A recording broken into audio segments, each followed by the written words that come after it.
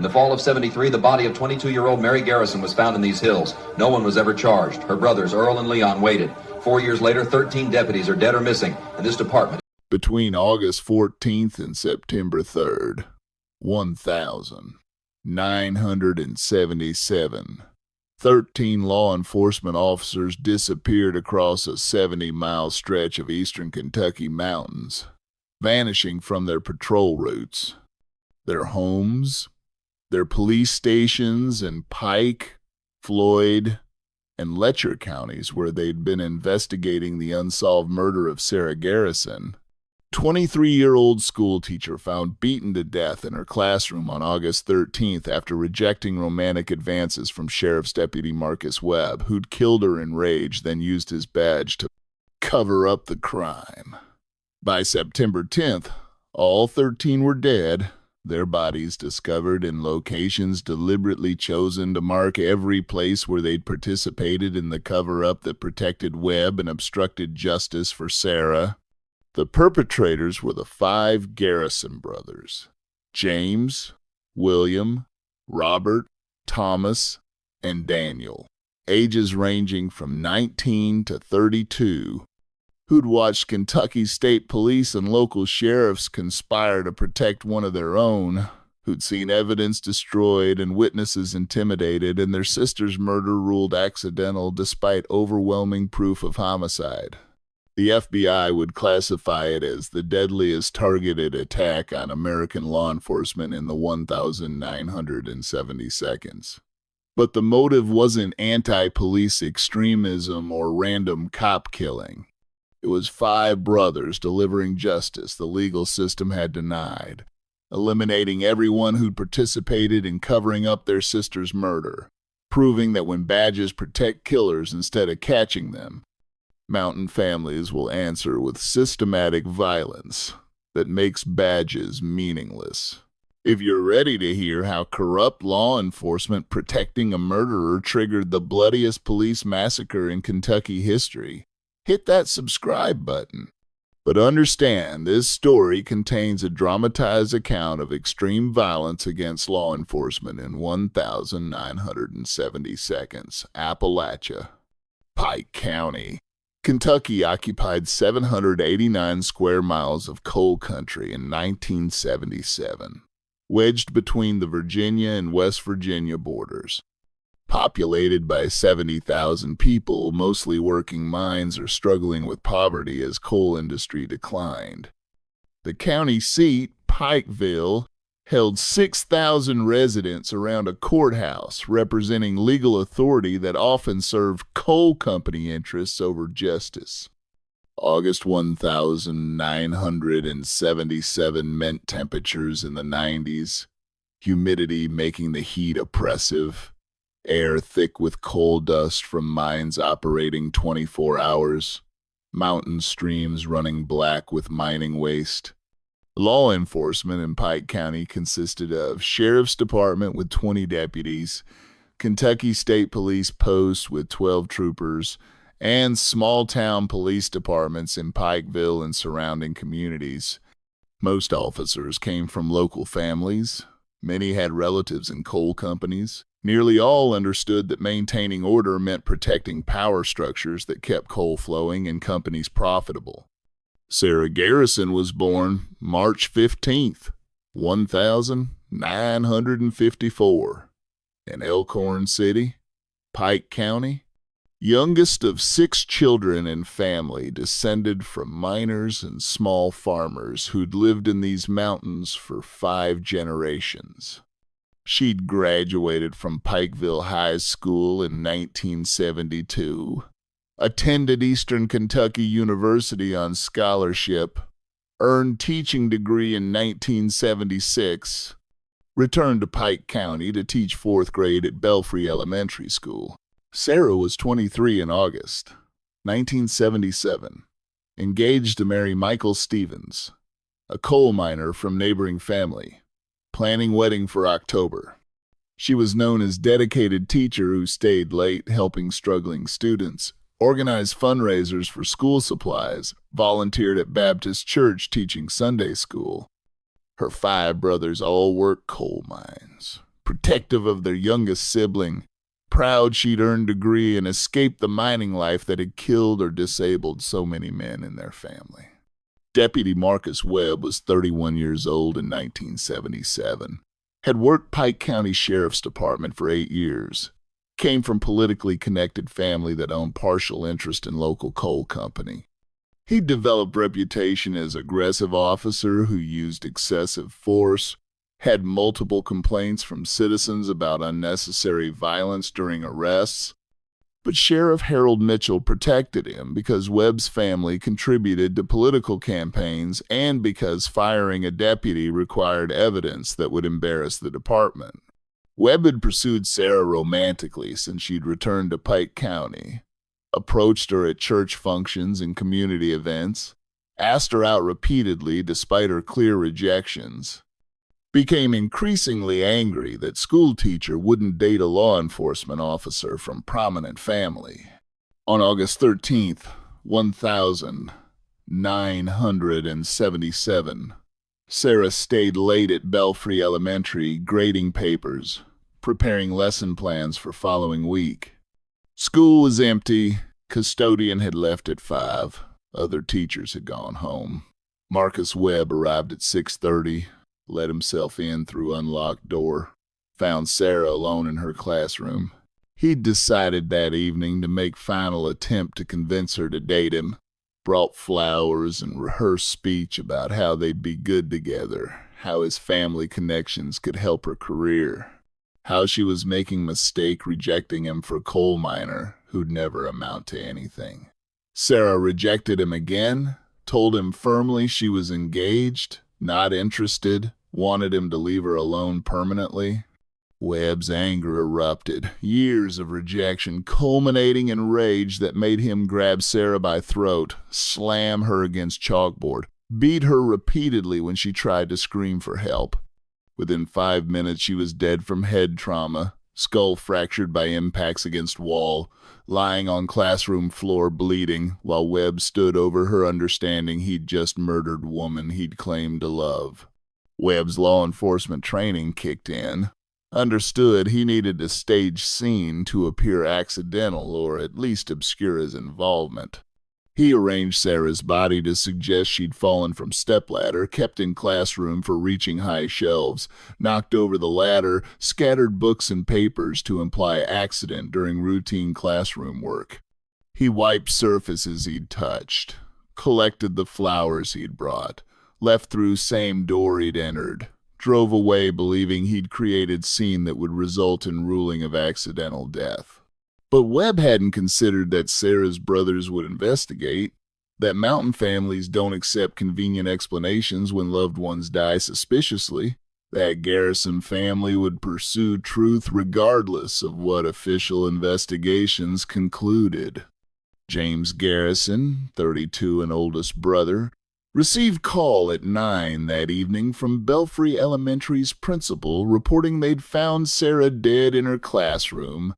Appeared she'd fallen from ladder and hit her head. James drove to the school with his 4 brothers, found county coroner already present, Deputy Webb among first responders, Sheriff Mitchell controlling the scene.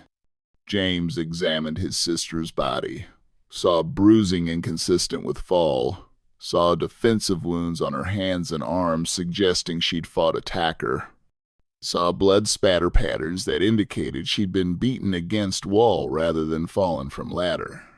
He told Sheriff Mitchell this was murder, not accident, demanded full investigation, was told that coroner would make determination, but preliminary evidence suggested tragic accident during after-school work. The Garrison brothers spent that night examining the classroom after officials left, found evidence police had ignored or deliberately overlooked. They discovered Sarah's engagement ring on floor under desk, suggesting struggle had occurred there. They found partial boot print in blood that didn't match Sarah's shoes, appeared to be law enforcement tactical boot based on distinctive tread pattern. They photographed everything, took measurements, documented what they believed, proved Sarah had been murdered and scene had been staged. William, second oldest at 30, was Korean War veteran who'd served as military police, understood crime scene investigation, recognized that official response had been cover-up rather than legitimate investigation designed to find truth.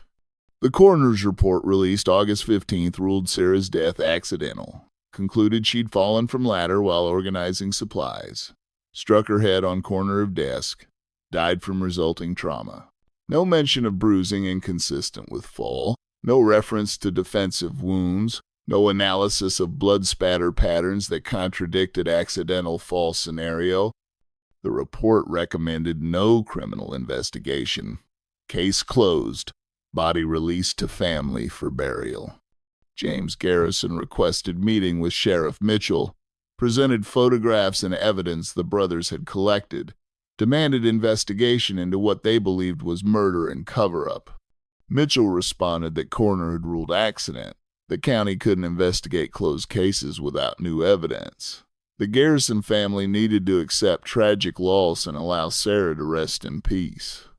The Garrison brothers attended Sarah's funeral August 17th, understanding that official justice system had failed their sister, that someone had murdered her, and law enforcement had protected the killer through deliberately inadequate investigation. During reception after burial, local residents approached the brothers privately, told them they'd heard Deputy Webb had been pursuing Sarah aggressively, that he'd been angry about her rejections, that he'd been first responder to the scene, which seemed suspicious. Other witnesses reported seeing Webb's patrol car parked at Belfry Elementary around 6:30 evening of August 13th, unusual because school was closed and Webb's normal patrol area was different part of county. The information created picture that pointed to Webb as likely killer protected by Sheriff Mitchell, who'd ordered cursory investigation and pressured coroner to rule accident. James gathered his brothers August 18th, told them what he'd learned, proposed they conduct their own investigation since official channels had failed. Over next week, they interviewed witnesses who'd seen Webb's car at school, talked to women who'd experienced Webb's aggressive pursuit in past, discovered pattern of behavior suggesting he couldn't accept rejection. They obtained Sarah's diary from her apartment, found entries describing Webb's unwanted attention, her increasing discomfort with his persistence, her fear that his badge made him dangerous because she couldn't report harassment to his employer without risking retaliation. The diary entries dated back 6 months, documented escalating pursuit that Sarah had tried to handle diplomatically because confronting law enforcement officers seemed risky in small community where police protected each other. On August 22nd, William and Robert confronted Webb directly at a gas station in Pikeville, told him they knew he'd killed Sarah, that they had evidence proving he'd been at school that evening, that his harassment was documented in her diary. Webb responded that their sister had died in an accident, that they needed to stop making unfounded accusations against law enforcement officer, that continuing to harass him would result in arrest for interfering with police. He touched his service weapon meaningfully, implied that confronting armed deputy was a dangerous decision that might not end well for them. The brothers understood that threat, understood that Webb believed his badge protected him from consequences, that he'd use law enforcement authority to silence investigation into his crime. James Garrison called Kentucky State Police August 23rd, filed formal complaint alleging Webb had murdered Sarah and Sheriff Mitchell had covered it up, requested independent investigation by state authorities. KSP Detective Robert Morrison was assigned to review the case, interview the brothers, examine their evidence, acknowledge their concerns seemed legitimate. But Morrison reported back August 28th that without coroner changing ruling from accident to homicide, state police couldn't open murder investigation, that their evidence was circumstantial and insufficient to contradict official determination. He suggested the brothers hire private attorney to petition court for coroner's inquest, advised them that going through legal channels was only appropriate way to pursue justice. The Garrison family hired attorney on August 29th, filed petition requesting formal inquest into Sarah's death. Pike County Circuit Court scheduled hearing for September 30th, over 6 weeks away, standard delay for non-urgent civil proceedings. The brothers understood that legal process would take months even if inquest ruled in their favor, that evidence could disappear during that time, that witnesses might be intimidated into silence, that Webb and Mitchell had weeks to coordinate their stories and eliminate anything that might prove Sarah's murder. They understood that working within a system that had already failed them would likely result in same outcome: no justice, no accountability. Their sister's killer, protected by badges and political connections that valued protecting officers over finding truth. The 5 brothers met August 30th at their mother's house, discussed whether to continue pursuing legal remedies or take more direct action. Robert, 29, argued they should trust the legal system. That attorney might succeed where their own efforts had failed, that killing law enforcement officers would make them criminals regardless of justification. Thomas, 26, suggested they gather more evidence, build case so overwhelming that courts couldn't ignore it, that patience would eventually bring justice. Daniel, 19 and youngest, wanted immediate revenge, proposed they kill Webb and anyone who'd helped cover up the murder.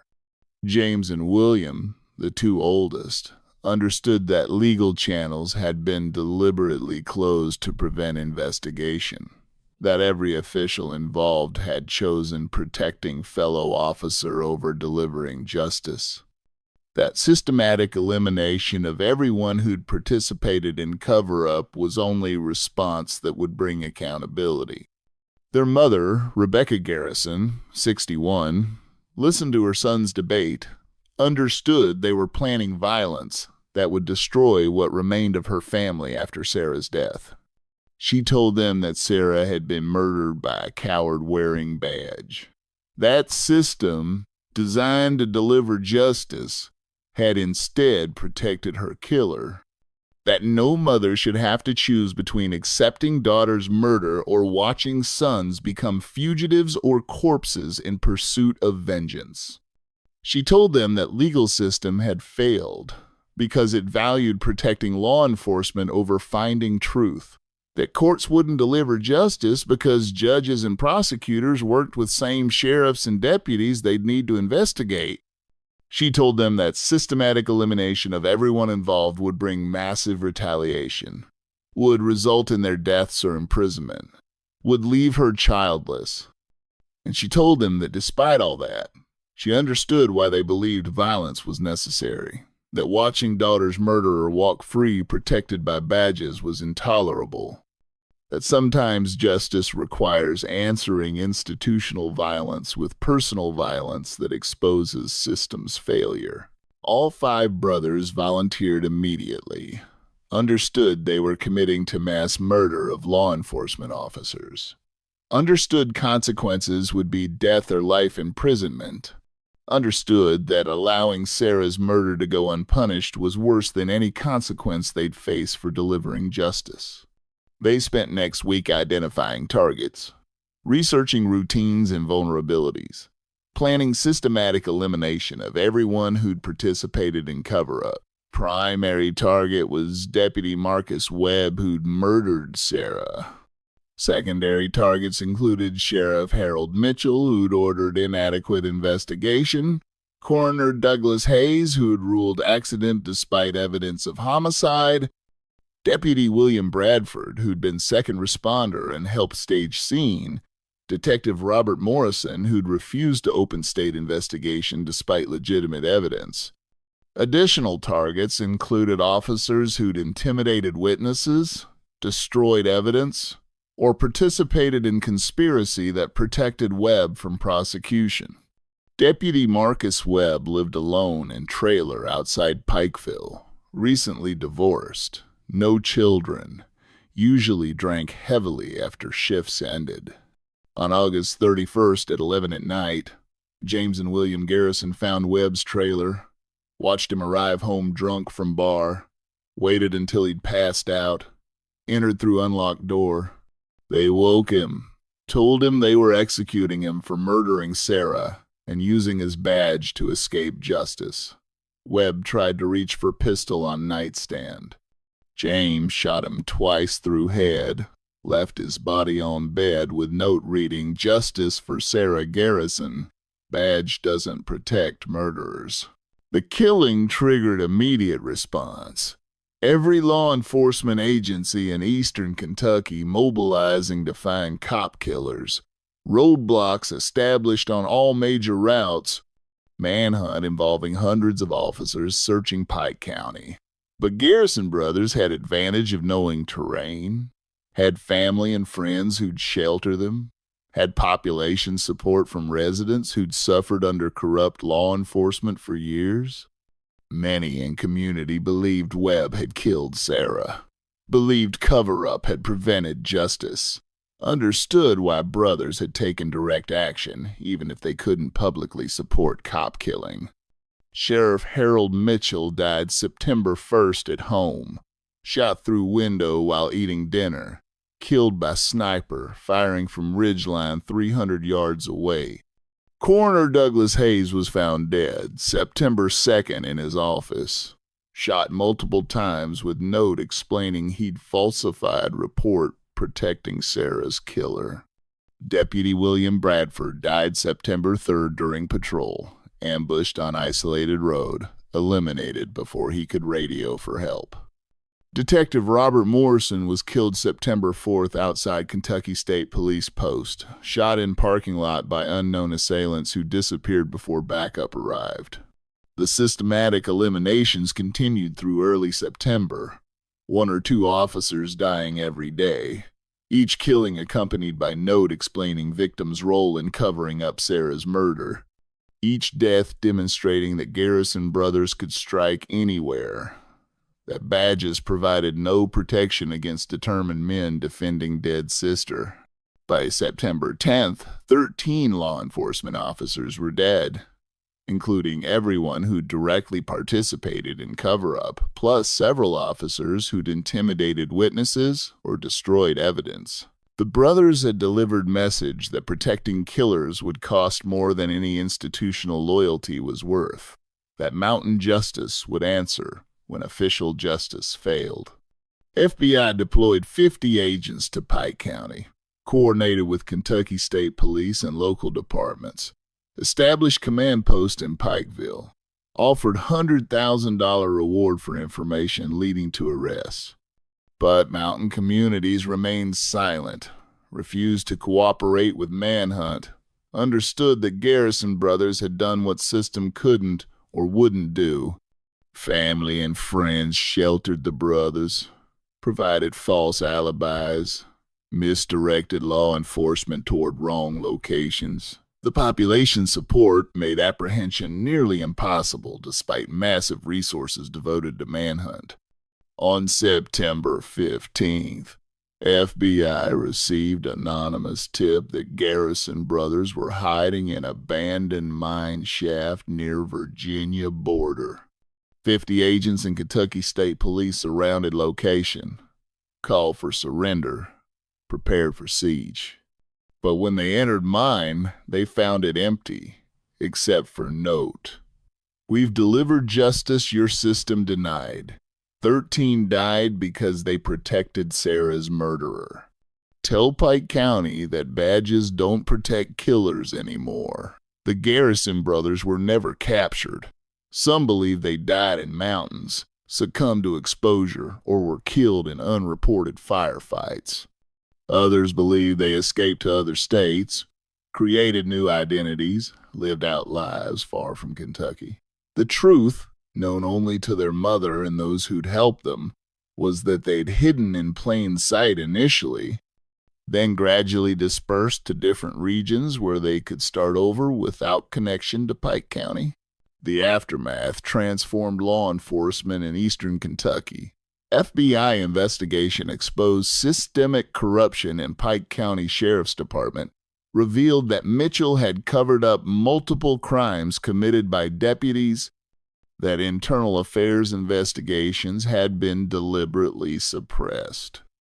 The investigation resulted in dissolution of Sheriff's Department, appointment of federal monitors, reforms requiring independent investigations of any officer-involved deaths or misconduct. The changes came too late for Sarah Garrison, but prevented future cover-ups from protecting killer cops. Rebecca Garrison never confirmed whether her sons survived, never discussed their location if they had.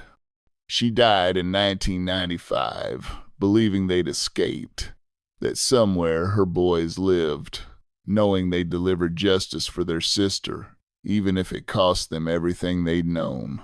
The legacy of the Garrison brothers lives in discussions about corrupt law enforcement, about what happens when badges protect killers instead of catching them, about how institutional failure to deliver justice creates conditions where families resort to systematic violence.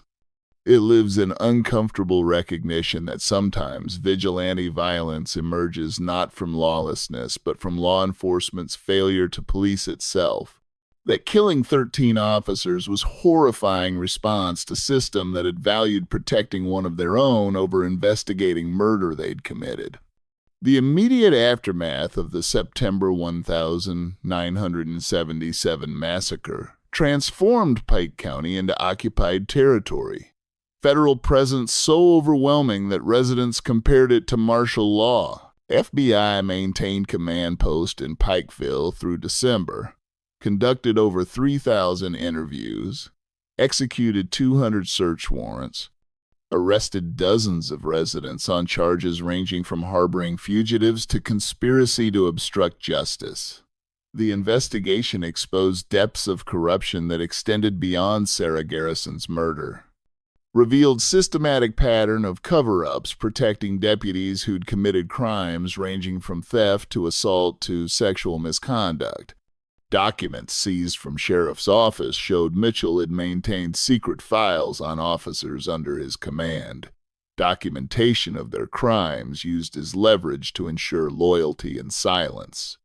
The FBI discovered that Marcus Webb had committed at least 3 sexual assaults before killing Sarah, attacks on women who'd reported harassment but whose complaints had been buried by Mitchell's department. 2 victims came forward after Webb's death, described how deputy had used his badge to isolate them, how he'd threatened arrest if they reported assaults, how they'd stayed silent, believing no one would believe them against law enforcement officer from prominent family. Their testimony revealed Sarah hadn't been Webb's only victim, that her murder represented escalation of pattern Mitchell had protected for years because Webb's family donations funded political campaigns and because exposing deputies' crimes would have embarrassed department. On October 12, 1977, federal prosecutors indicted 4 surviving Pike County deputies on charges of conspiracy to obstruct justice, evidence tampering, and civil rights violations related to Sarah Garrison's murder investigation. The indictments named Deputy Charles Mason, who'd helped Webb stage the classroom scene, Deputy Frank Sullivan, who'd intimidated witnesses who'd seen Webb's car at school, Detective Paul Anderson, who'd destroyed Sarah's diary after Garrison Brothers had submitted it as evidence, and Lieutenant David Crawford, who'd coordinated the cover-up at Mitchell's direction. All 4 were convicted by January 1978, received sentences ranging from 5 to 12 years in federal prison. The convictions marked first time in Kentucky history that law enforcement officers had been prosecuted for covering up crimes committed by fellow officers. Pike County Circuit Court appointed special prosecutor to review all closed cases from Mitchell's tenure as sheriff. investigation that ultimately reopened 47 investigations where evidence suggested crimes had been covered up or inadequately investigated. The review identified a pattern of protecting politically connected suspects while aggressively prosecuting poor defendants who lacked resources to challenge questionable evidence or coerced confessions. 3 murder convictions were overturned when review revealed exculpatory evidence had been suppressed. 7 defendants were released after serving years for crimes they likely didn't commit. Dozens of families received acknowledgement that justice system had failed their loved ones. But the investigation also revealed something more disturbing about the Garrison case. Among documents seized from Mitchell's office was correspondence dated August 20th, 1977, 1 week. After Sarah's death, between Mitchell and Pike County Commonwealth's Attorney Robert Davidson discussing managing the Garrison situation. The letters made clear both men knew Webb had murdered Sarah. That staging accident scene had been coordinated decision rather than Webb's individual action, that multiple officials had participated in cover-up from beginning. Davidson had advised Mitchell that maintaining accidental death ruling was essential because admitting murder would expose department's history of protecting Webb despite previous complaints, would trigger investigation revealing systemic corruption that would destroy both their careers. The revelation that Commonwealth's attorney had participated in cover-up sparked outrage that exceeded even the initial massacre. Davidson had been chief law enforcement officer responsible for prosecuting crimes in Pike County, had sworn oath to seek justice regardless of who committed crimes, had instead used his authority to protect murderer because exposing truth would have damaged his political allies. Federal prosecutors indicted Davidson in November 1977 on charges including conspiracy to obstruct justice, abuse of authority, and deprivation of civil rights under color of law. His trial in March 1978 included testimony from Rebecca Garrison describing how she'd begged Davidson to investigate Sarah's death, how he'd told her the coroner had ruled accident and case was closed, how he'd threatened to prosecute her sons for harassment if they continued accusing Webb without evidence. Davidson was convicted on all counts, sentenced to 15 years in federal prison, the longest sentence ever imposed on elected official in Kentucky history. His conviction sent message that prosecutors who protected killers instead of prosecuting them would face severe consequences, that betraying public trust for political convenience was criminal conspiracy deserving imprisonment. But the conviction also raised uncomfortable question. If Commonwealth's attorney had participated in cover-up at highest level, how many other officials throughout Kentucky were protecting criminal cops because exposure would damage their own careers or political relationships? The question gained urgency in January 1978 when an anonymous source sent documents to Louisville Courier-Journal revealing similar patterns in other Kentucky counties. The documents showed sheriffs and prosecutors throughout state had coordinated responses to officer misconduct complaints, had shared strategies for suppressing investigations, had maintained informal network protecting problem deputies by transferring them to different departments rather than prosecuting crimes or firing them for misconduct. The network had operated for years, protected by code of silence within law enforcement and by prosecutors who prioritized maintaining relationships with departments over pursuing justice when officers committed crimes. The revelations triggered statewide reform movement, legislation requiring independent prosecutors for cases involving law enforcement misconduct, establishing civilian review boards with authority to investigate complaints against police, mandating state-level tracking of officers with sustained misconduct complaints to prevent problem cops from moving between departments. The reforms passed Kentucky legislature in May 1978, signed by Governor, who acknowledged that Sarah Garrison's murder and the massacre that followed had exposed failures requiring systemic change.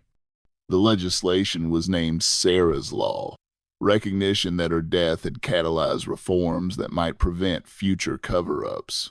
But the reforms and prosecutions and acknowledgments of systemic failure didn't answer the question that haunted Eastern Kentucky. Where were the Garrison brothers? FBI maintained active investigation through 1,978, following leads throughout Appalachia and beyond, never finding credible evidence of their location or whether they'd survived. The $100,000 reward remained unclaimed, suggesting either brothers were dead or population protecting them extended beyond Pike County to networks throughout region who believed they'd delivered justice system had denied. The first credible sighting came in August 1979, exactly 2 years after Sarah's death, when resident of Harlan County reported seeing man matching James Garrison's description working construction in small town near Tennessee border. FBI investigated, interviewed employer and co-workers, determined man was using false identity and social security number. Had worked there 6 months before disappearing when agents began asking questions. The sighting confirmed at least one brother had survived and was living under assumed identity within Appalachian region, close enough to Kentucky to maintain connections but mobile enough to disappear when law enforcement approached. Additional sightings followed over next decade, always unconfirmed, always resulting in subjects disappearing before FBI could verify identities.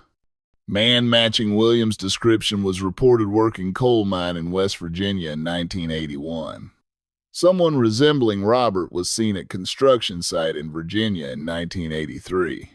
By mid-1982, FBI had reduced active investigation, acknowledged that brothers had successfully disappeared into population that wouldn't cooperate with manhunt, that prosecuting them even if found would be difficult because many in region viewed them as heroes who'd fought corrupt system.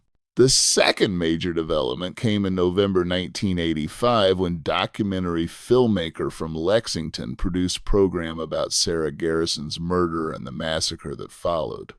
The film included interviews with residents who supported brothers' actions, with victims' families who condemned cop killing regardless of justification, with reformed officers who acknowledged corruption had been systemic and cover-ups common. Near the end, film included audio recording a phone call received by filmmaker from Man claiming to be James Garrison, calling from undisclosed location to explain brothers' perspective. The caller described how they'd exhausted every legal option before resorting to violence, how system had been designed to protect officers rather than investigate them,